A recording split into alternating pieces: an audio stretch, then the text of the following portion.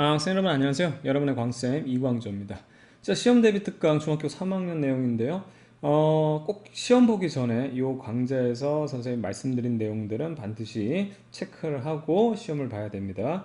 특히 중요한 내용들을 정리하는 것뿐만 아니라 이 출제되는 내용들이 뻔해요. 그래서 그 부분들 선생님이 좀 정리를 할 거니까 이 내용만큼은 꼭 보고 시험을 보도록 하기 바라겠고, 그러니까 이게 여러분들이 조금 여유를 두고 공부하면 내가 이제 어떤 방향으로 공부해야 될지 그 방향을 잡는 계기로 쓰면 되는 거예요. 사실은 중학교 3학년 같은 경우는 좀 갑자기 확 어려워지거든요. 그러니까 단편 암기적인 내용이 없어요. 지금 요 1학기 중간고사 같은 거는 전기하고 화학 변화기 때문에 얼마든지 응용이 가능하기 때문에 여기는 좀 시간을 두고 공부해야 될 내용이긴 합니다. 하지만 지금 선생님이 말씀드리는 그러한 내용들을 중심으로 해서 공부하게 되면 짧은 시간에 우리가 시험에 대비해서는 훨씬 효과적으로 공부할 수 있거든요. 그런 식으로 하게 되고, 만약에 당장 내일 시험이다, 그럼 여기 있는 내용은 반드시 알고 시험을 보도록 하면 되겠습니다. 자, 우선 첫 번째 단원부터 선생님 말씀드릴게요. 우선은 우리 이제 처음에 전기부터 공부를 하죠. 전기 참 어려운 단원 중에 하나인데요. 전기 중에서는 이제 크게 두 가지 우리가 공부를 합니다. 첫 번째는 정전기, 정지에 있는 전기와 뒤에 있는 흐르는 전기인 전류를 공부해요. 근데 이제 첫 번째 단원으로는 정전기가 있는데, 정전기를 어떻게 하면 이제 정전기를 만드느냐, 그 만드는 방법이 두 가지입니다. 그래서 마찰과 유도입니다. 그래서 직접적인 방법은 마찰을 해가지고 비벼서 하는 거고요. 유도는 선생님이 유혹이라고 했죠. 이미 전기를 많이 띠내가지고 이렇게 유혹을 해가지고 원하는 애를 전기 띠게 만드는 겁니다. 중요한 포인트는 뭐냐면요, 이거예요. 결과적으로 전자를 이동시키는 게 목적이에요. 마찰은 직접적으로 무식하게 막 다 그냥 비벼가지고 전자 이동시키는 거고요. 그 다음에 유도는 유혹해가지고 전자를 이동시키는 거예요. 그래서 전자 이동을 통해서 전기적인 균형을 깨트리는 게 목적이다. 자, 무슨 얘기냐면 우리가 일반적으로 물질을 구성하는 가장 기본인 원자가 있는데, 원자 자체에서 얘가 전기를 띠고 있어요. 플러스 전기, 원자 핵속이 플러스 전기, 그 주변에 전자가 이제 마이너스 전기를 띠고 돌고 있는데, 기본적으로 원자라 하면 항상 어떻게 되냐면 전기적으로 중성이에요.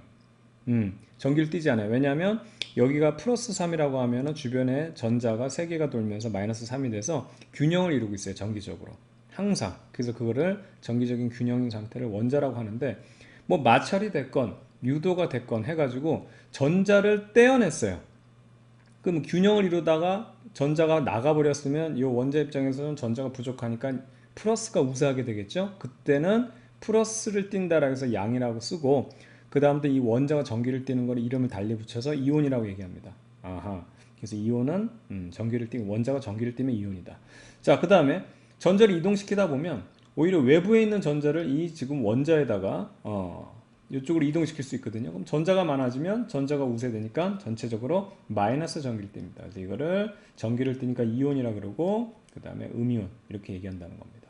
그래서 전자를 만약에 균형인 상태, 얘가 핵 속에 지금 양성자가 몇 개고 그 다음에 전자가 몇 개고, 이거는 여러분 크게 중요하지 않아요. 뭐 알면 좋지만, 이게 이제 기본적으로 양성자의 개수가 이제 그 원자 번호잖아요. 원자 번호인데, 그만큼의 양성자가 있다고 했을 때 원자라 하면 그만큼의 전자도 똑같은 수가 있어요. 근데 여기서 이제 얼마만큼의 양이온, 음이온이 되는 거는 얘네들이 몇 개가 있는 게 중요한 게 아니고, 전자가 하나 나갔다, 그럼 플러스 1의 양이온.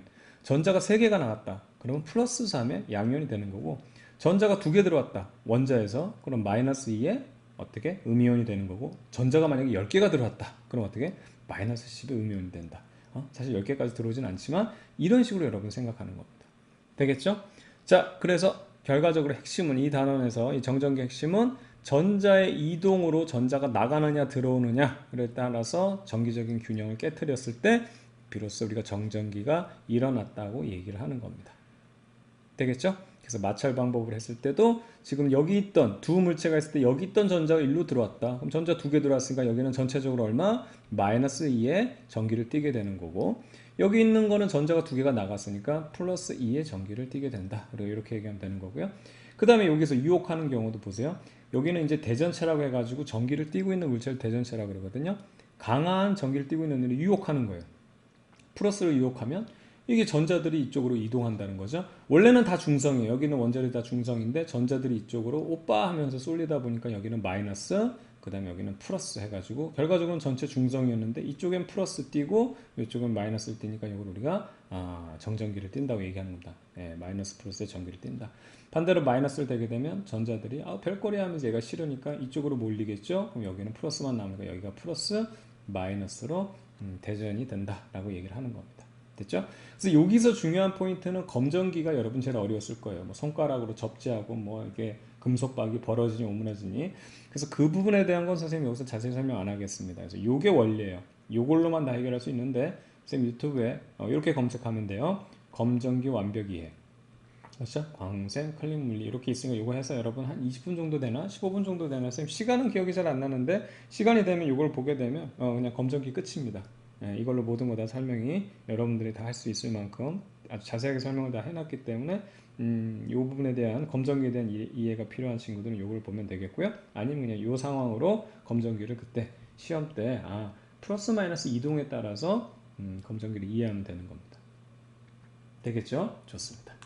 자, 그 다음에 이제 흐르는 전기인 전류 전압 저항이에요. 이게 이제 오메 법칙을 나오면서 여러분이 계산하기가 되게 힘들어 했을 텐데 이게 되게 생각보다 간단합니다. 특히 전류 전압 저항에 대한 기본적인 개념을 여러분들이 제대로 이해를 못하고 있어요. 그래서 선생님 이거를 제대로 이해하기 위해서 이렇게 예를 들죠. 그래서 전류는 여러분들이에요. 실제로 이동하는 여러분들이에요. 전압은 용돈입니다. 여러분이 들고 다니는 돈이고요. 그걸 우리가 이제 전기 에너지라고 하는 거고, 그래서 이 전압이란 거는 집에서 부모님이라고 생각하면 돼요. 집에 들어오면 부모님이 여러분한테 용돈을 주죠. 저항은요, 중요한 포인트가 뭐냐면 이게 동네 깡패입니다. 동네 깡패. 그냥 깡패가 아니라 그러니까 동네 깡패라는 게 좀 중요해요.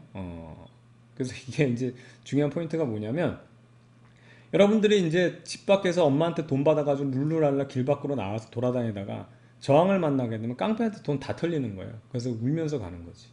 근데 이게 여러분들이 오개념이 생기는 것 중에 하나가 뭐냐면 저항이 여기 있잖아요. 그럼 여기 전류가 이렇게 지나가다가 이제 여러분들이 돈 가지고 지나가다가 이렇게 오게 되면 저항을 만나게 되면 전류가 준다고 생각하는데 이게 절대 그렇지가 않아요. 이 지금 전류 여러분들이 V라는 전압을 가지고 이만큼 용돈을 들고 왔다가 저항을 만나잖아요. 그럼 이 용돈이 다 털리는 거예요.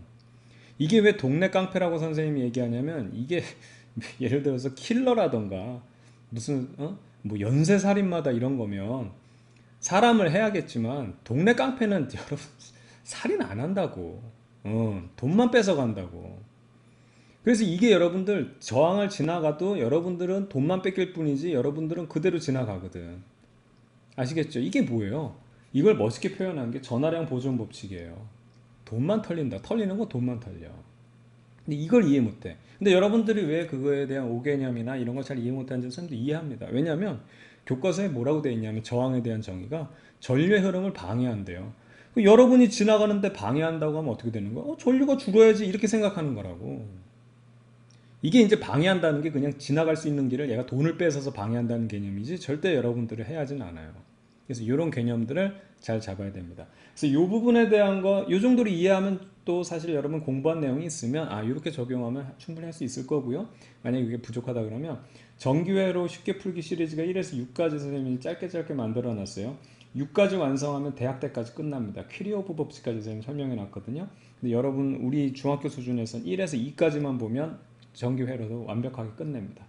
그 다음에 이 회로 분석하는 방법, 이제 회로 푸는 방법은 오메 법칙 정기회로 분석이라는 걸 검색하면 나와요. 그래서 다양한 정기회로를 푸는 거, 그런 거 적용하는 방법 설명했으니까 이것도 여기 부족한 학생들을 확인하고요. 그 다음에 직렬회로과 병렬회로를 갖다가 그냥 단순하게 문제 푸는 게 아니고 이런 게 예를 들어서 뭐 2옴이다 3옴이다 문제 푸는 게 주로 중학교 문제인데 사실은 이렇게 숫자를 안 줘주고 저항이 이렇게 있고 이 저항을 변화시킨다던가 이런 게 고급 문제거든요. 그런 거를 단번에 여러분들이 뭐 거의 대학교 초반 수준까지를 끝내고 싶다 그러면 요 강의 하나 들으면 끝납니다. 그래서 전기회로에서 저항의 직렬 연결과 병렬 연결의 특징, 저항의 병렬 연결입니다. 여기 빠졌네요. 연결. 요거 검색해서 보면 돼요. 됐죠? 여기 끝난 게 아니구나. 여기 있구나. 그래서 병렬 연결 특징, EBS 강쌤의 SL 특강 이렇게 되어 있습니다. 그래서 요 세 강좌를 여러분 주의 깊게 살펴봤다가 부족하다고 생각하면 꼭 보기 바라겠습니다. 자, 그럼 요거부터 한번 볼게요. 이제 저항의 연결부터 이제 여러분들이 생각을 해야 되는데 여기서는 이 공식을 모르진 않아요. 저항들이 직렬로 이렇게 연결되어 있는 경우는 이 두 개를 더해주면 된다라는 거. 병렬로 연결되어 있을 때는 이렇게 우리가 역수의 합으로 계산해 준다는 걸로 나타나게 되는데, 여기서 요거 한번 설명할게요. 이게 직렬 연결과 병렬 연결의 특징을 제대로 이해하고 있으면 문제 푸는 게 너무 쉬워요. 그러니까 여러분들은 처음 공부할 때 이걸 무조건 계산을 해가지고 하려고 그러는데, 직렬 병렬의 특징을 알게 되면 문제를 너무나 쉽게 풀 수 있거든요. 그게 이제 여기에 나와요. 여기에. 너무나 쉽게. 근데 이게 여러분들이 못할 것이냐? 아니에요. 오히려 더 잘할 수 있어요. 그러니까 이 부분을 꼭 참고하기 바라는데, 이것만 좀 설명드릴게요. 직렬 연결은 전압의 저항에 나누어 걸린다라고 되어 있어요. 그리고 여러분이 외우는 게 전류는 일정하다. 전류 일정하다는 건 좀 주로 잘 이해를 해요. 직렬 연결이라는 건 갈 수 있는 길이 딱 하나밖에 없는 거거든요. 집에서 엄마한테 V라는 돌 맞고 와 하면서 여러분들이 튀어나와요. 여러분들이 막 집에서 튀어나와요. 와 룰루랄라 갔다가 여러분들 길이 하나밖에 없으니까 여기 이 깡패도 만나야 되고 요 깡패도 만나야 가지고 다시 응응 다 털린 거야. 돈 다 털어서 엉엉 울고 집에 오면 엄마가 다시 돈 주죠. 야호 하면서 또 나오는 거야. 이게 전기 회로예요. 근데 여기서 봐봐요. 전류는 갈 수 있는 길이 하나기 때문에 여러분들이 나온 만큼 여기도 지나고 여기도 지나가는 거 문제없죠.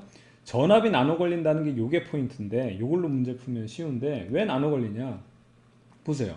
V란 돈 가지고 와가지고 깡패원한테 V란 돈 가지고 있는 상황에서 거기서 얼마큼 여기 V1이라고 걸려있으니까 V 어떻게? 빼기 V1만큼 털리는 거야. 얘는 V1만큼을 터는 깡패니까 지금 여기 V1이라고 써 있으니까. 물론 숫자로 있으면 우리가 숫자로 계산할 수 있어요. 그래서 여기서 의도 터져가지고 V 가지고 있다가 V에서 V1만큼 뺀 거만큼 가져왔죠? 근데 깡패2도 또 만나야 돼. 깡패2한테는 얼마? 지금 요만큼 V 빼기 V1에서 또 V2만큼 또 뺏기죠. V2만큼 또 뺏겨요. 깡패 다 만났어요. 이제 집에 갈 일만 남았죠. 그럼 어떻게 된다? 이게 다 털려야 된다. 깡패를 다 만나고 집에 갈 때는 항상 빈털터리가 돼서 울면서 돌아간다. 그럼 봐봐요. 여기까지 왔을 때 털린 돈을 계산해 보겠습니다. 원래 V 받았다가 깡패1한테 V1 털렸죠? 깡패2한테 V2 털렸죠? 그랬더니 없어요. 다 털렸어요. 이거 뒤로 넘겨주면 V는 V1 플러스 V2. 즉 전체적으로 받은 돈에서 V1만큼 털리고 V2도 털리고 깡패2한테 다 털려야 되는 거예요. 그래서 전압이 저항에 나눠 걸린다. 두 명의 깡패한테 다 털린다 그 얘기예요. 자, 반면에 병렬 연결을 보게 되면 여기는 특징이 이렇습니다. 각자 선택한 길로 나눠 간다 그러죠. 깡패가 두 명 있지만 얘는 한 길에 있지 않고, 만약에 여러분들이 V라는 돈을 가지고 와서 이만큼 왔죠. 그래서 여기까지 왔다가 이쪽 길로 접어든 애는 V1만큼 다 털리는 거예요. 이 깡패한테. 근데 요 길로 접어진 애는 V2만큼을 다 털리는 거예요. 아시겠죠? 그래서 여기서 처음에 나온 여러분들이 I라고 했으면 이쪽으로 가는 애들 I1, 이쪽으로 가는 I2 하면 I1과 I2 더한 것이 항상 똑같아서 전체적으로 I가 돼야 된다. 여기서 잠시 나뉘어 갔을 뿐 다시 다 털린 다음에 징징징 울면서 다시 만나게 되면 I가 된다. 그 얘기예요. 다 전하량 보존이잖아요. 그럼 여러분들이 제일 많이 헷갈려하는 거, 왜 병렬 연결에서는 전압이 일정하냐? 이게 이 얘기거든. 잘 봐요. 여기까지 왔어요. 야호 해가지고 엄마가 돈 줬으니까 신난다 해가지고 V만큼 돈 들고 여기까지 들어왔어. 이쪽으로 가는 애들은 처음에 V 들고 있다가 V1만큼 털리죠. V에서 V1만큼 털렸는데 다음에는 저항 만나 안 만나? 그럼 여기 집에 돌아갈 때는 완전히 다 털려야지만 된다 그랬죠. 그래서 여기는 그 다음에 이렇게 해서 여기서 V 빼기 V1 했는데 이제 돈이 없어야 되는 거야. 그쵸? 예. 그 다음 여기서 요로 지나가는 애들도 어떻게 됐냐면 V를 가지고 있다가 그 다음에 V2만큼 털렸어. 그래서 다 털려서 봤더니 더 이제 만날이 없죠. 이제 울면서 집에 돌아가는 일밖에 없죠. 그럼 얘가 다 털렸다는 얘기야. 그럼 봐봐. 요거 풀면 V는 V1, 또 여기도 V는 V2. 그래서 V는 V1과 V2가 다 같아요. 어차피 여기서 만나는 깡패가 하나밖에 없기 때문에 여기서 다 털려야 돼. 이게 병렬 회로의 특징. 그래서 전압은 병렬 연결에서 저항의 병렬 연결에서는 항상 일정하다 이 얘기하는 겁니다. 되겠죠? 그래서 이 부분 선생님이 굉장히 자세하게 설명한 내용이 있으니까 한 번 들으면 다 해결됩니다. 어쨌든 이 정도 하게 되면 되겠고, 실제 문제풀이가 필요한 친구들은 요거 오메 법칙의 전기회로 분석 요거 잘 체크하기 바라겠어요. 그러면 학교 시험 문제는 다 풀 수 있습니다. 자, 그 다음에 전류계와 전압계 연결을 굉장히 또 헷갈려하는 친구가 있어요. 전류계는 직렬로 연결하고요, 전압계는 병렬로 연결합니다. 이게 왜 그러냐면 전류계라는 거는 실제로 이 길목에 서가지고 여기서 전류가 얘네들 여러분들이 이제 돈 가지고 유후 하면서 나와가지고 요 길목에서 몇 명 지나가는지 세는 거야. 놀이공원에서 여러분들이 뭐 회전목 뭐 탈라 그러면 줄이 길게 늘어져 있단 말이에요. 그렇죠? 그러면 그 저기 그 뭐야 뭐 요원이라 그래야 돼? 뭐라 그래야 돼? 그 아르바이트 학생들이 그 뭐 이게 태우는 학생들이 몇 명 탈지 알고 있으니까 여기 사람 이제 타세요 하고 지나갈 때마다 차각차각차각차각 누르면서 숫자 세잖아. 무슨 얘기인지 아시겠어요? 그러니까 여기는 전류라는 거는 여기 지나가는 애 숫자를 세야 되기 때문에 그냥 요 길목에 세워야 돼. 근데 이걸 갖다가 멍청하게 이거 알바 잘못 뽑은 거지. 여기다가 길을 하나 만들어서 병렬로 전류계를 연결하면 어떻게 돼? 사람들은 일로 지나가는데 얘는 여기서 지금 살려고 하니까 이상하다. 왜 사람들이 일로 안 오지? 아이 바보야. 다들 일로 지나가고 있는데 세지 않고 여기 길 하나 만들어서 여기 오는 사람 어쩌다 한 명 올 수 있겠지. 그럼 한 명 딱 셌는데 왜 사람들이 안 오지? 이거 하고 있으면 사람들 다 탔는데. 그래서 전류계는 직렬로 연결해야 돼요. 아시겠죠? 전압계는 뭐냐면 그럼 왜 병렬로 연결하느냐? 이 전압이라는 건 여기서 말하는 에너지 개념이죠. 에너지에 쉽게 말하면 차이를 얘기하는 거예요. 온도가 높고 낮냐 이런 거 온도차 같은 경우. 그러면 예를 들어서 온도로 해볼게요. 온도도 쉽게 말하면 에너지의 양을 측정하는 거거든요. 그럼 뜨거운 물하고 찬물이 여기 있다고 해봐. 뜨거운 물하고 찬물이 있으면 여기가 뜨거운 물 찬물이면 얘네들 뜨거운 물에 에너지가 많은 거고 찬물 에너지 적죠. 그럼 얘네들의 에너지 차를 알 수 있는 방법은 어떻게 하면 돼요? 어느 게 더 뜨겁고 어느 게 더 차갑고 온도를 재면 되죠. 그걸 갖다가 이렇게 간단하게 사람으로 잰다고 해보자고. 두 개의 에너지 차를 재려면 어떻게 되냐면 사람의 손을 담그면 돼요. 이해가세요? 두 지점을 측정을 해줘야지만 차이를 알 수 있어. 그래서 이 부분에 여기에 에너지, 쉽게 말하면 이걸 우리가 이제 전구니까 아까 저항으로 생각하면 얘가 얼마만큼 터느냐를 우리가 확인하려면 어떻게 해야 돼? 처음에 얘가 얼마 가지고 이제 여기 선생님이 저항을 좀 길게 그릴게. 이렇게 오는 거니까 자 처음에 얼마 가지고 있느냐. 그 다음에 나중에 얘가 얼마 가지고 있느냐. 두 지점을 측정해서 얘가 깡패 만나기 전과 깡패 만나기 후에 그 다음에 차이를 보면 아 얘가 V만큼 털렸구나 이걸 알 수 있는 거거든요. 그래서 여기는 두 지점을 찍어야 돼. 에너지의 차이를 알기 위해서는 두 지점을 찍어야 돼. 그럼 두 지점을 찍어서 연결하면 이거는 반드시 뭐 병렬 연결밖에 될 수가 없는 거예요. 얘는 두 지점을 찍는 게 아니에요. 그 자리에 서야 돼요. 그냥 그 한 점에 서야 돼요. 그렇기 때문에 직렬 연결. 얘는 두 지점을 우리가 측정해서 들어갈 때랑 나갈 때를 측정해야 되기 때문에 두 지점을 연결해야 된다. 그러면 병렬 연결밖에 될 수가 없는 겁니다. 아시겠죠? 이렇게 여러분 정리하면 되겠습니다. 자, 이어서 요 전기 부분에서 이제 전력 부분이 있는데 이 전력이란 거는 이제 에너지예요, 에너지. 전기 에너지. 정확히 말하면 이 전력은 1초당 전기 에너지예요, 전기 에너지. 깡패로 얘기하면 1초당 전기 그러니까 돈을 얼마만큼 터느냐 이거고 그 다음에 이제 에너지 개념을 보게 되면 얼마만큼 이제 에너지를 털렸다는 얘기는 그만큼 에너지를 썼다는 얘기가 되니까 에너지를 허비했느냐 소비했느냐도 되겠고 또 그만큼의 일을 했느냐도 되겠다 이겁니다. 그래서 전기 에너지를 보게 되면 우선 전력부터 볼게요. 밑에 있는 거 전력은 VI인데 이거 당연하죠. 이제 외울 필요 없죠. 깡패로 생각해 보자고. 아까 요거 깡패로 생각해 보자고. 깡패가 1초 동안 터는 돈은 뭐야? 여기 지나가는 애가 1초 동안에 몇 명 지나가느냐. 얘네들한테 돈 다 털 거 아니야. 그쵸? 얘네들 몇 명 지나가느냐. 거기다가 또 얘네들이 얼마씩 가지고 있느냐. 이게 전력이에요. 됐잖아 이게. 그 공식을 외울 필요가 없는 거야. 깡패들이 얘네들이 얼마씩 들고 있는데 그런 애들이 몇 명 지나가는 애 그게 턴 게 얼마? 이게 전력이라고. 단 기준은 1초.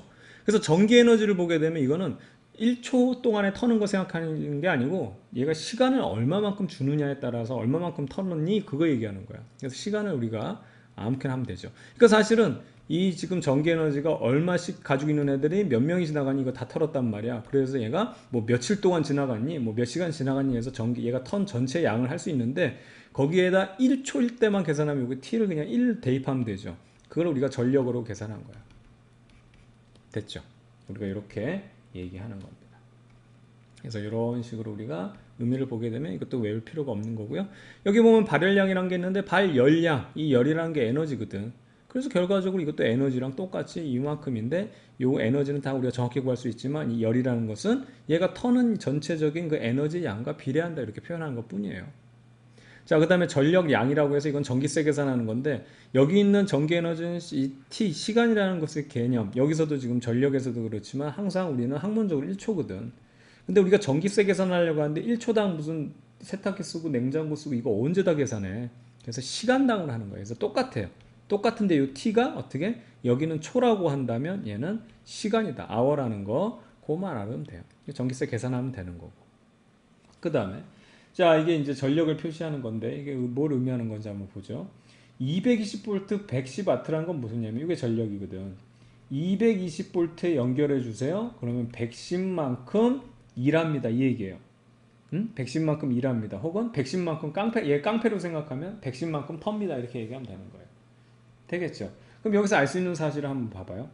110만큼 턴다는 얘기는 여기 얼마? 얼마씩 몇 명을 털었을 때 110을 털었다는 얘기거든요. 1초에 110을 털었다는 얘기야. 근데 얘가 얼마씩 들고 다녀? 220V에 연결했으니까 얘가 220 털었다는 얘기야. 그럼 여기 흐르는 전류 I는 얼마?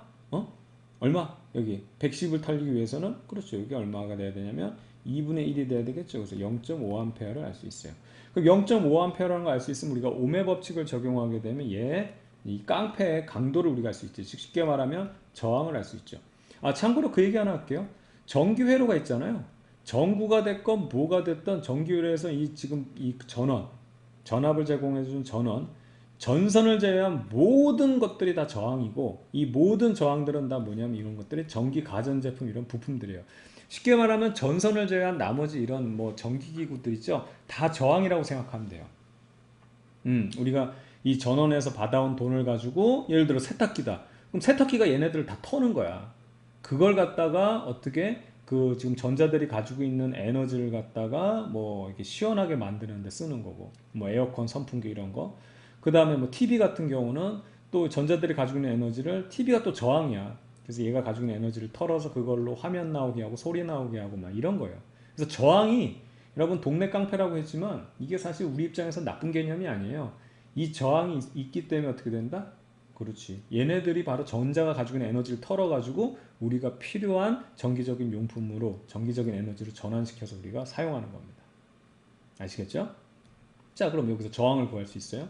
자, 여기서 I가 0.5A라는 거 알았죠? 그럼 봐봐. 오메 법칙에서 220V에 연결해 줬을 때 0.5A 흐른대. 그러면 0.5A는 220에다가 요 R을 우리가 구할 수 있는 거죠.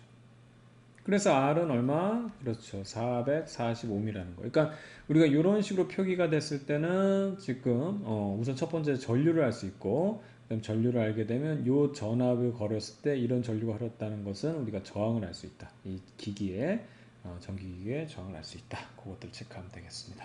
자, 여기 나와 있는 내용은 앞서 얘기했던 그런 강좌들 꼭 확인해 보도록 하면 좋을 것 같고요.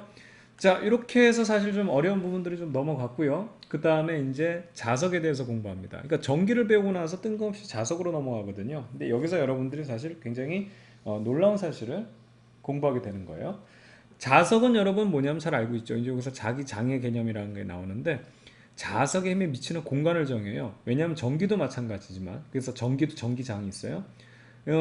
이 자석과 자석은 서로 접촉을 해야지만 힘을 작용하는 게 아니거든요. 예를 들어 자석 있을 때 철가루 같은 거 보게 되면 그렇죠? 여러분 어떻게 돼요? 좀 멀리 있어도 클립 같은 거 멀리 이렇게 떨어뜨려 놔도 이게 좀 강한 자석이면은 이렇게 덜덜덜덜 하다 딱 달라붙죠. 즉 떨어져 있어도 힘을 작용한다. 그래서 자석의 힘이 이제 미치는 그 어떤 지역까지 이게 뭐 무한대는 아닐 거 아니야.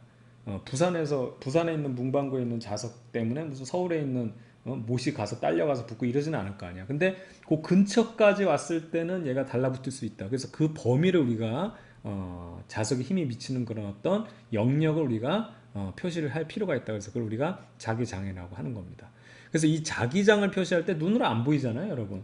뭐 여기 자석 보이면 여기 뭐 영롱한 아우라가 펼쳐지거나 그러지 않거든. 그럼 우리가 이제 인위적으로 만든 거예요. 그래서 이 자석 주변에 쉽게 말하면 이 자석에 힘이 미치는 그런 거를 자기력, 이 자석에 힘이 미치는 것을 우리가 눈에 보이도록 표시하는데 그걸 우리가 자기력선으로 표시하겠다.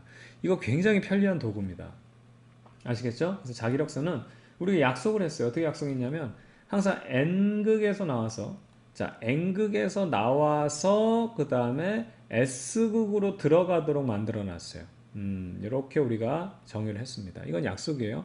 그럼 이게 실제 말하면 요 자기력선의 방향이 자기력, 요 자기력의 방향입니다. 요게 이제 자기장의 방향도 되지만 바로 요게 자기력의 방향. 그래서 처음에 중학교에서는 이제 이런 걸 좀 물어보는데 나침판의 방향 있잖아요. 여기 나침판을 선생님이 이렇게 그려보게 되면 이렇게 그리면 화살표가 N극이고 여기가 S극이에요.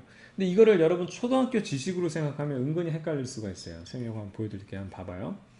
요 N극의 나침판은 이제 방향을 가리킨다는 것 때문에 여기서 보게 되면 요 화살표가 가리키는 방향이 N극을 가리키고 요 그러니까 북극을 가리키고 요 S가 가리키는 건 남극을 가리킨다. 맞는 내용이거든요. 이게 지구자기장 때문에 그런 건데. 그럼 여기가 N극이잖아. 나침판은 어떻게 된다? 여기 N극이니까 N극을 가리켜야 되니까 이렇게 생각할 수 있단 말이야. 그럼 여기 S니까 S극 가리켜야 되는 이렇게 되는데 이거 아니에요. 여기는 어떻게 돼야 돼?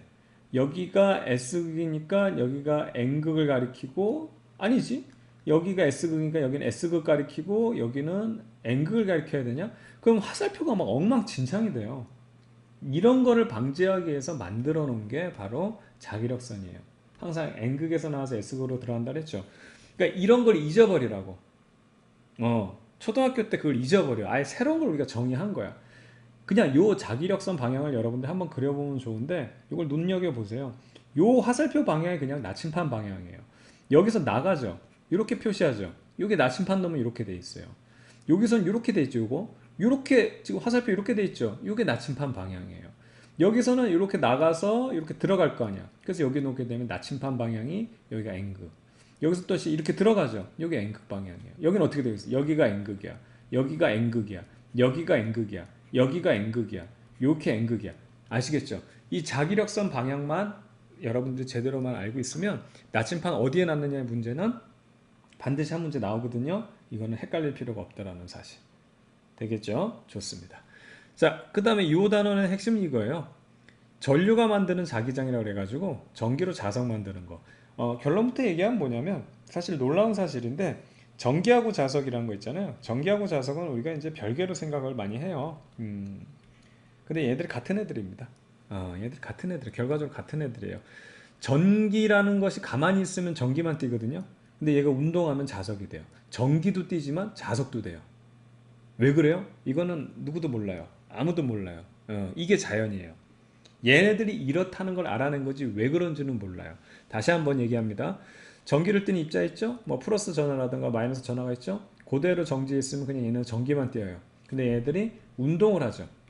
일정 정도로 운동하면 전기 뛰는 건 그대로 전기 뛰지만 어떻게 주변에 자기장을 띈다. 무슨 얘기냐면 얘들이 자석이 된다는 얘기예요. 아시겠죠? 나중에 이제 고등학교 가서 더 넘어가면 얘들이 이제 그냥 운동하는 게 아니고 가속 운동하죠. 그럼 얘들 빛이 돼 버립니다. 얘들 빛을 만들어. 얘들이 빛이 돼요. 자, 어떻든 간에 우리는 여기까지만 하면 되니까 그렇게 하면 되겠습니다. 그래서 전류가 흐르면 전하가 움직이면 자석된다는 게 핵심. 이거는 이제 말이 교과서에서 어렵게 나타나는 게 도선에다 전류를 흘러주면 도선 주변에 자기장이 형성된다 이딴 식으로 말을 하는데 이게 뭔 말인지 하나도 모르겠잖아요. 봐봐요. 도선에다 전류 넣어줬죠. 그럼 도선 주변에 자기장이 형성된다고 했는데 자기장이 뭐예요? 자석의 힘이 미치는 공간이거든. 그럼 이 자기장이 형성된 중심에는 뭐가 있어야 돼? 아니 자석이 있어야지. 여기 갑자기 도선인데 얘가 왜 지금 중심에 자석이 돼 있어? 뭐 해줬는데? 전류 흘려줬으니까. 즉 거꾸로 얘기하면 도선에다 전류 흘려주면 어떻게? 얘가 자석된다 그 얘기입니다. 그래서 우리는 항상 이 두 가지만 보면 돼요. 어떻게 하면 센 자석을 만들 수 있냐? 그 다음에 자석의 방향이 어떻게 되냐 이거예요. 자, 센 자석을 만들면 전류가 흐르면 자석이 된다 했으니까 전류를 강하게 흐를수록 어떻게 된다? 더 강한 자석 되겠죠? 이건 여러분 틀릴 일이 없어요. 방향은 회열입니다. 어떻게 회열을 치냐면 오른손으로만 해요. 아시겠죠? 이거를 오른손으로 오른나사 법칙이라 해가지고 항상 이것만 좀 기억하세요. 오른손이 엄청 유용하게 쓰입니다. 그래서 오른손 엄지와 네 손가락인데 전류가 흐르는 방향으로 오른손 엄지를 잡고 나머지 네 손가락을 이렇게 돌려줘요. 돌리라고 막 이렇게 돌리라고. 잡지만 말고 이렇게 감싸지지만 말고 이렇게 돌려주라고. 그러면 이런 방향으로 자석이 형성된다. 나침판 놓게 되면 마찬가지로 이 화살표 방향으로 나침판들이 배열을 한다는 거예요. 되겠죠? 그래서 여러분들이 이 질문을 많이 하는데 도선에 전류 흘려줄 때 나침판을 밑에 있을 때랑 나침판을 위에 올려놨을 때 방향이 이쪽은 여기가 N극이었죠 지금 이렇게 N극 가리키지만 이쪽에 올려놨을 때는 오른쪽에 N극이거든요. 이게 왜 그래요 그러는데 아까도 얘기했지만 얘가 자석될 때 어떤 자석이 되냐면 회오리 자석이 된다니까. 무슨 얘기냐면 도선의 전류를 만약에 이쪽으로 흘려준다고 해봐요. 똑같이 이쪽으로 흘려주고 있어요. 근데 나침판을 밑에 놓고 위에 놨다고 했는데 얘를 갖다가 이렇게 보지 말고 지금부터 여러분들이 잘해야 되는 건 이 3D를 갖다가 2D로 바꿔주는 작업을 해주면 돼. 2D. 자, 아니지. 반대로 됐어. 이 2D를 갖다가 3D로 바꿔주는 작업을 하는데 이거 3D를 2D로 바꾸는 건 이제 좀 이따가 할 거예요. 어쨌든 이걸 이제 계속 이렇게 바꿔주면 되는데 봐봐요. 이 3D를 2D로 바꿔주면 어떻게 하냐면 이 도선을 갖다가 여기서 손을 짚고 쫙 들어가지고 여러분 눈앞에 갖다 놔봐. 그럼 도선의 단면이 이렇게 돼 있다. 예를 들어 이게 지금 젓가락이야. 그걸 확 잘라서 이게 젓가락 요 단면을 보면 이게 동그랄 거 아니야. 아시겠죠? 그때 전류가 들어가죠. 그러니까 이 화면 쪽으로 들어가는 건 어떻게 표시하냐면 우리가 약속을 했어요. 이것도 기호입니다. 이거 뭐죠? 더하기, 빼기, 곱하기, 나누기. 이것처럼 X는 화면 쪽으로 들어가는 그러한 기호예요. 이거는 우리 국제 기호예요. 그 다음에 여러분 얼굴 쪽으로 날라오는 거는 점으로 그립니다. 이게 이제 이런 얘기가 있는데 화살 있죠, 화살. 화살이 있으면 이렇게 화살이 있어요. 화살이 이렇게 있으면 여기 깃털이 이렇게 있죠. 만약에 여기서 화살을 빵 쐈어요. 만약에 빵 쐈을 때 여기서 보는 사람 입장에서는 화살이 여러분한테 날라오니까 이 촉이 보이죠. 그래서 이걸 어떻게 표시하냐면 내 얼굴 쪽으로 날라와 이렇게 표시하는 겁니다. 근데 여기서 쏜 사람 입장에서 보게 되면 어떻게 되냐면 깃털이 날라가죠. 깃털. 그래서 깃털은 이렇게 X표로 여기서 보게 되면 X가 날라간다 이렇게 해서 표시하는 거예요. 아시겠죠? 그래서 이걸 들어서 보게 되면 이렇게 들어가기 때문에 이렇게 한 상태에서 잘 봐요. 잘 봐요. 오른손 엄지를 여기에다 꽂아요. 화면에 꽂고 돌려주면 위쪽에는 어떻게 돼? 이렇게. 그러니까 이게 회오리가 친다 그랬잖아. 이렇게 회오리를 친다고. 그래서 위쪽은 이렇게, 오른쪽 이렇게, 아래쪽은 이렇게, 위쪽 이렇게. 이걸 네 방향을 그려주는 연습을 좀 해야 돼요. 이렇게. 아시겠죠? 이게 회오리 치는 거예요. 이해갑니까? 마치 요거 시계에 있으면 시계바늘이 이렇게 돌아가는 거랑 똑같이 시계바늘로. 그럼 요 상황도 지금 전류 똑같은데 나침판이 요 밑에 있다고. 그럼 얘기했잖아. 요 화살표 가리키는 방향이 N극 방향이라니까. 그래서 왼쪽이야. 근데 이 도선의 위쪽에다 나침판 올려놓으면 화살표가 위에 있죠. 위에. 그러니까 어떻게 돼? 오른쪽을 가리킨다고. 여러분들 이걸 잘 이해 못한다고. 회오리 치기 때문에 그래요. 회오리 치기 때문에. 되시겠죠? 좋습니다. 자, 이렇게 해서 전류가 흐르면 자석이 된다. 그래서 자석에 흐르는 방향은 오른손 엄지로 전류 방향 꽂아주고 나머지 네 손가락으로 맞춰준다라고 했습니다. 자, 이거 조금 더 응용을 해볼게요. 그래서 전류가 만드는 자기장에서 이제 전기로 자석 만드는 거예요. 쉽죠? 그냥 전기 흘려넣어주면 얘가 자석이 돼버리니까 전기만 흐를 수 있도록만 해주면 되는 거예요. 그래서 전류가 흐르면 어떻게? 자석이 된다. 이렇게 하면 되겠고 세게는 전류가 강할수록 방향은 회오리. 오른손 엄지와 네 손가락이라는데 여기서 잘 보세요. 이거 어떻게 하는지 알죠? 오른손 엄지를 여기 엄지 이렇게 꽂고 나머지 네 손가락 이걸 어떻게 그려야 돼? 오른손 엄지하고 나머지 네 손가락을 이렇게 이렇게 흘려서 이렇게 돌려주는 거야. 이렇게 돌아간단 말이야. 돌려주라고 계속 회오리 치도록 이렇게 하면 되는데 원형 도선이 있어요. 이건 봐봐. 오른손 엄지 꽂아주면 이렇게 돌아가는 애고 그럼 여기도 이렇게 돌아가고 여기도 이렇게 돌아가거든. 그것들을 이렇게 모아주니까 여기서는 이렇게 요 부분이 모인단 말이야. 그러니까 여기서 이렇게 돌아가는 거 둘, 세 개가 있는데 그걸 구부려 놓으니까 여기 있는 애가 이렇게 모이고 여기 있는 애가 이렇게 모이죠. 여기는 강해진다는 거야. 그래서 강한 자석이 된다는 거죠. 그런 애를 모이는 애를 하나 모아놨는데 이게 세 개가 모이는 거야. 하나가 있는데 그 세 개가 또 세 개. 세 개 이렇게 해서 코일을 계속 이렇게 연속적으로 감게 되면 모이는 애들이 막 강하게 모이고 그 다음에 여기 들어오는 애는 계속 강하게 들어와서 여기가 막대 자석처럼 돼 있다. 이걸 우리가 솔레노이드라고 합니다. 자, 근데 여기서 방향 하나만 좀 얘기할게요. 여러분 헷갈리는데 요게 이제 오른손이 대칭이 되기 때문에 잘 봐요. 어디까지 줘야 돼? 오케이. 자, 대칭이 되기 때문에 전류가 흐르는 방향을 엄지로 잡게 되면 나머지 네 손가락이 가리키는 방향이 자기장이 되지만 이런 원형일 때 한번 보세요. 전류의 방향을 네 손가락으로 잡아도 돼요. 그럼 여러분 엄지가 이렇게 나오게 잡고 나머지 네 손가락을 이렇게 잡는 거예요. 이렇게 잡는 거예요. 그럼 이 엄지 방향이 바로 뭐냐면 자기장의 N극 방향이 됩니다. 아시겠죠? 여기서 엄지를 잡고 나머지 네 손가락이 하는 방향이 자기장의 방향이라고요. 근데 자기장의 화살표 나오는 방향이가 N극 방향이라 그랬잖아. 똑같은 거야. 자, 다시 한번 얘기할게요. 엄지를 전류를 잡으면 나머지 네 손가락이 가리키는 방향이 N극 방향의 자석이 되지만 만약에 전류의 방향을 네 손가락으로 잡으면 엄지손가락이 가리키는 방향이 N극이 돼요. 똑같아요. 편한 대로 쓰세요. 이건 다를 거라고 생각하는데 이게 대칭이 되기 때문에 똑같아요. 아시겠죠? 그래서 이게 요거야. 전류 방향을 이렇게 하면 엄지를 여기다 다 잡아서 여기도 잡아주고 해야 되는데 그냥 네 손가락으로 움켜줬죠. 그때 엄지가 가리키는 방향이 바로 뭐다? 자석의 N극 방향이 된다는 겁니다. 그래서 오른손 엄지와 네 손가락을 그렇게 활용하면 되겠어요. 두 개가 똑같다는 사실 체크하면 되겠고요. 자, 그 다음 전자기력인데 이거 너무 쉬운 건데 이것도 여러분들이 많이 헷갈려 하는데 잘 봐요. 전자기력은 뭐냐면 전기를 넣어서 자석을 만들었는데 힘을 미친다는 얘기거든. 그럼 무슨 얘기냐면 원래 기존 자석이 있어야 돼. 거기다가 새로운 자석이 생기게 되면 어떻게 되는 거야? 자석과 자석이 있으니까 서로 밀거나 당기거나 하지 않겠어요? 그래 자석놀이에요. 자, 그래서 이거 한번 봐봐요. 이거 지금 원래 자석이 원래 있어야 돼. 기존에 기본 자석은 있어야 되고 도선이 있어. 전기 아직 넣어주지 않았어. 그럼 이 아무것도 아니거든. 그러니까 아무 힘 작용하지 않아. 그런데 봐요. 전기를 여기서 넣어주죠. 그러면 원래 자석은 그대로 있는데 얘가 뭐가 돼? 뉴페이스 자석이 되잖아. 새로운 자석이 되잖아. 그러면 얘도 원래 자석이 있는데 얘도 자석이니까 서로 밀거나 당기거나 하지 않겠나 이거야. 그래서 밀리거나 당기는 것 때문에 얘가 힘을 받는다. 이게 전자기력이에요. 얼마나 쉬워. 여기서 이제 할 수 있는 방법이 오른손 따기 법칙이 있고 왼손을 쓰면 플레밍의 왼손 법칙 해가지고 여러분들 이렇게 이게 3D 각도 해가지고 뭐 FBA 하는 거 기억나죠? 그게 있는데 선생님은 그거 추천 안 합니다. 이 플레밍의 왼손 법칙, 오른손 법칙도 다 어떻게 보면은 그 파생적으로 나온 거야. 뭔 좀 더 쉽게 하려고 만든 건데 그렇게 자꾸 이렇게 쉽게 소위 말하면 그 잔재주를 부리지 마세요. 원칙에 충실하면 돼. 여러분이 써야 될 거는 아까 봤던 오른나사 법칙 하나면 모든 거 다 해결돼요. 특히 고등학교 올라가면 문제가 뭐냐면 플레밍의 왼손 법칙 있죠. 플레밍의 오른손 법칙도 있어요. 왼손하고 오른손하고 방향이 다르단 말이야. 그럼 어느 때는 왼손 쓰고 어느 때는 오른손 쓰고 거기다가 무슨 따기까지도 여러분들이 해가지고 이게 뭔 정신이 하나도 없는 거야. 이건 방향 문제이기 때문에 방향 틀리면 틀리는 거예요. 이해가죠? 그러니까 이거는 그렇게 하지 말고 무조건 여러분 딱 하나.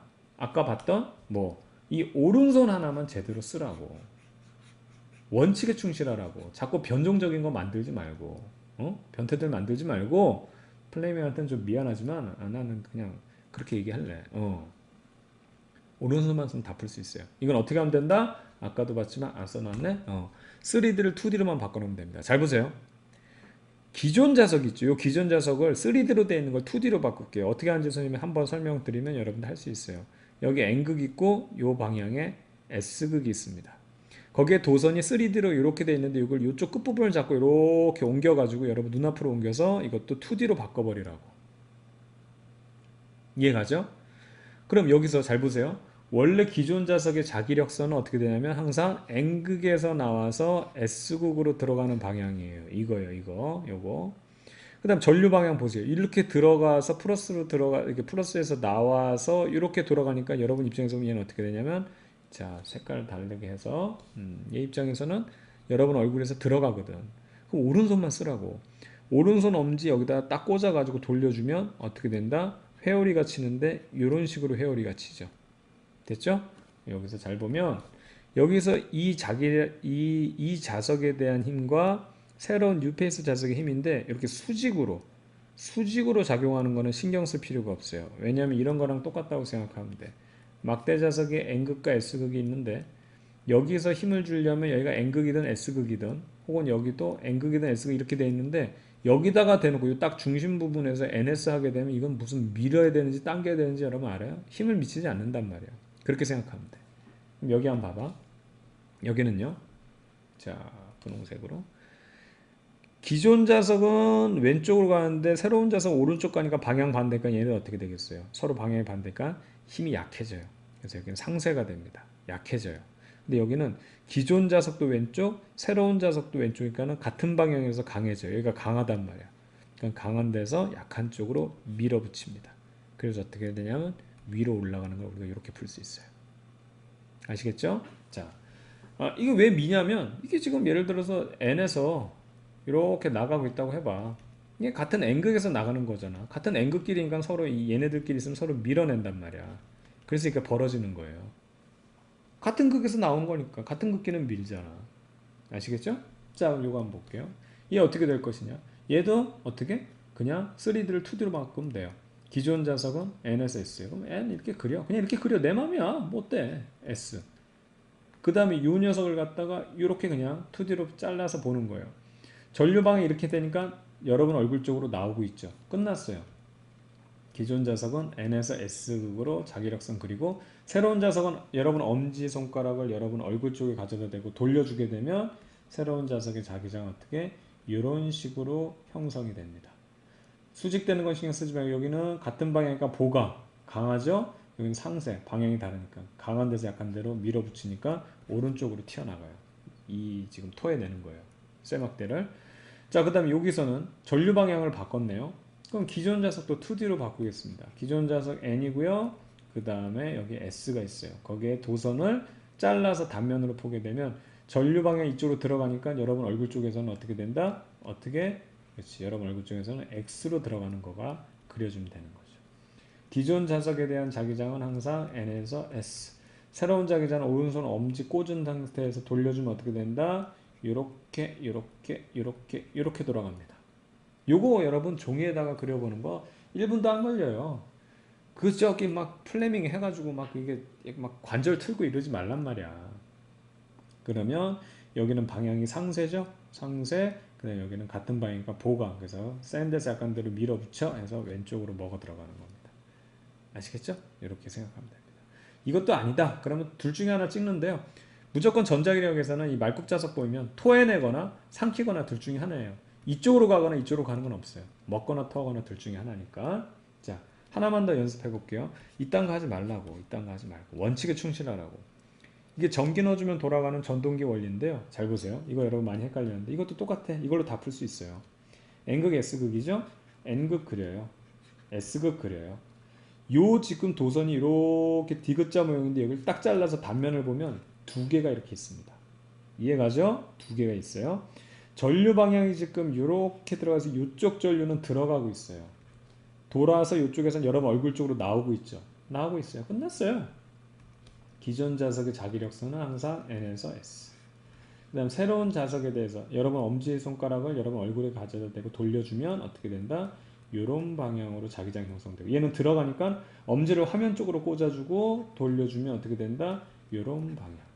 됐죠? 자, 확인 들어갑니다. 자, 얘네들은 서로 어떻게 돼?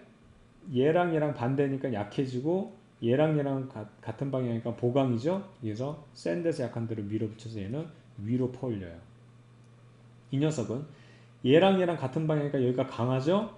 얘랑 지금 새로운 자석과 기존 자석은 반대방향이니까 약해요. 강한 데서 약한 데로 미니까 일로. 근데 얘들이 고정이 되어 있으니까 얘는 올라가고 내려가니까 어떻게 된다? 회전을 합니다. 그래서 이 그림을 잘 보게 되면 이 전동기 같은 게 어느 방향으로 회전하겠느냐 물어보는 게 좀 고난이도 문제인데 요거 한 번 할 거를 두 번만 하면 돼요. 그래서 이게 시계 방향으로 돌고 있네요. 시계 뭐야 이거? 여기 그림에도 보면 지금 시계 방향으로 돌고 있다는 거 우리가 바로 확인할 수 있었습니다. 되겠죠? 이렇게 풀면 되니까 이거 잘 정리하면 좋겠어요. 이게 되게 고급스럽게 문제를 푼 겁니다. 막 손가락 틀고 막 이런 거보다 좋고요. 자, 그 다음에 이제 마지막 파트로는 이제 전자기 유도가 있어요. 재밌는 거는 우리가 전기 넣어줬더니 자석 만들었잖아요. 이번엔 거꾸로 한번 해본 거예요. 패러데이라는 사람이 깜찍한 생각을 한 건데 우리가 전기로 자석을 만들었잖아요. 지금까지. 그럼 거꾸로 한번 해보자. 자석으로 전기로 한번 만들어보자 그거예요. 그래서 코일을 감아놓고 그다음 자석을 넣었다 뺐다 해줬더니 이 코일에 전류가 만들어지더라. 그래서 여기 세기는 자석을 넣었다 뺐다 해주는 거기 때문에 우선 자석이 강할수록 더 많은 전류가 만들어질 거고 그 다음에 강한 변화가 있으면 더 많이 만들어집니다. 그러니까 넣었다 뺐다를 굉장히 빠르게 하거나 이렇게 하면 방향이 중요한데 마찬가지로 전류가 어떻게 만들어져서 어떤 방향으로 흐르냐. 자, 요거는 오지마 가지마만 생각하면 돼요. 선생님이 자세한 내용은 뭐 이렇게 설명을 드렸지만 여기서 우리가 시험 특강이니까 간단하게만 문제 푸는 것만 살펴보게 되면 오지마와 가지마만 기억하면 돼요. N극이 들어오죠. 이 코일은요, 변화를 싫어해요. 변화를. 오는 것도 싫어하고 가는 것도 싫어해. 근데 N극이 오지. 그럼 얘 오는 거니까 그걸 싫어하니까 어떻게 된다? 오지마 해야 돼. 아시겠어요? N이 오는 걸 막으려면 얘가 어떻게 돼야 된다? 자석이 오는 걸 막으려면 얘가 막으려면 어떻게 돼야 된다? 자석이 될 수밖에 없어요. 근데 막으려면 N극에 대해서 N극으로 돼야지만 못 오게 막을 수 있죠. 여기 N극이 형성되면 반대편에는 S극. 자석은 N극과 S극을 뛸 수가 없습니다. 됐죠? 그러면 얘가 순간적으로 오지마를 하게 해서 자석이 되려면 뭘 해야 된다? 그래요. 이게 그래서 그런 거예요. 아니, 우리 앞서 봤잖아. 도선에 전류가 흘러야지 자석되잖아. 그래서 지금 얘가 자석되기 위해서는 전류를 흘리는 거예요, 지가. 그래서 전류가 흘러가는 겁니다. 그래서 오른손 엄지를 N으로 가까이 하고 나머지 네 손가락을 이렇게 감아지게 되면 전류의 방향이 요거 이렇게. 문제 풀 때 주의할 사항은 너무 덤벙대지 말고 코일에다 항상 화살표를 표시하세요. 그래서 끝까지 그려서 하세요. 방향은 이거 아니면 이거고 이거 아니면 이건데 이거 순간 헷갈려서 문제 하나 날리는 경우가 많아요. 그거 억울하잖아. 됐죠? 그래서 N극이 들어올 때는 전류 방향이 이렇게 됐다가 그럼 N극이 나가. 그럼 잘 가야 되잖아. 그것도 아니라니까. 또 가지마 그래. 그럼 N극이 오는 거를 가지 못하게 하려면 잡아당겨야 되니까 여기 S극이 순간 생기고 반대편에 N극이 생깁니다. 오른손 엄지 아래쪽으로 이렇게 꽂아주고 난 다음에 오른손 엄지를 아래쪽으로 꽂아주고 하고 나머지 네 손가락을 이렇게 감아주게 되면은 꼭 화살표 표시하면 그때는 전류가 반대 방향으로 이쪽 방향으로 흐른다는 걸 알 수 있어요. 자, 마찬가지로 N극, S극이 만약에 들어오게 되면 오지마. 그래서 오른손 엄지 N쪽에 꽂아주고 돌려주면 전류 방향 구할 수 있고요. S극 나가면 가지마. 그럼 여기 N극 생기고 S. 오른손 엄지 위에다 꽂아주고 나머지 손가락들 이렇게 감아주면 전류 방향. 이렇게 찾아서 문제를 풀면 되는 겁니다. 자, 마지막으로 이 단원에서 전자기 유도 현상의 이용에 대한 건데 이거는 너무 재밌는 내용이에요. 그래서 선생님이 그 검색을 25-1강 전자기 유도의 응용 1, 그 다음에 2강 전자기 유도 2 해서 유튜브 이렇게 검색하면 나오는데 조금 내용은 긴데 아주 재밌게 볼 수 있을 거예요. 뭐 여러분들 뭐 금속 탐지기부터 해서 그 과속 차량 단속 카메라, 그 다음에 마트에서 도난 경보기 다 이런 거 이용하는 거거든요. 실제 실험해가지고 선생님이 그 주차장 차단기도 선생님 직접 엽니다. 칠판 가지고 가가지고 여는 것까지 다 선생님이 올려놨으니까 꼭 확인해 보면 좋을 것 같아요. 재밌을 거예요. 이거는 꼭 보기를 추천하니까 재밌게 한번 머리 식힐 때 보면 아주 도움이 많이 될 겁니다. 되겠죠? 좋습니다. 여기까지 해서 우선 가장 큰 단원 전기 자기 파트 이제 마무리했고요. 다음은 이제 화학 변화에 대한 내용, 화학 반응에 대한 내용 살펴볼 겁니다.